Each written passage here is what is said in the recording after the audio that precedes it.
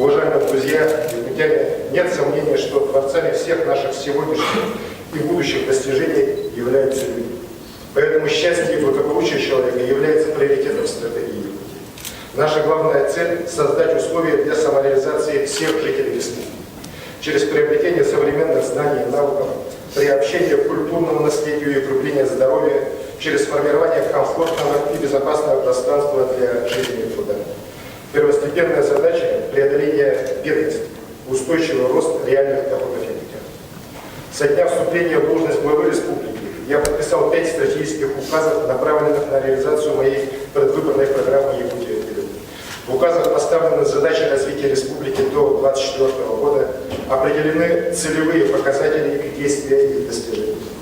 Уверен, что в ближайшее время парламент республики в соответствии с требованиями федерального законодательства утвердит проект стратегии социально-экономического развития республики Саха-Якутия до 2032 года.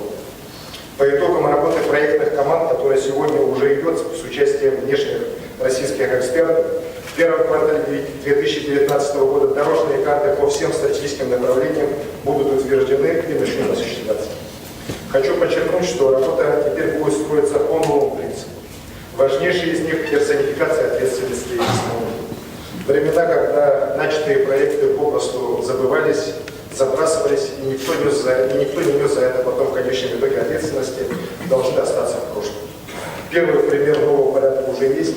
Мое инвестиционное послание на 2019 год закреплена персональная ответственность членов правительства за каждым крупным проектом, начиная от Ленского моста, заканчивая строительством социальных объектов по проекту ГЧП в городе Якутске.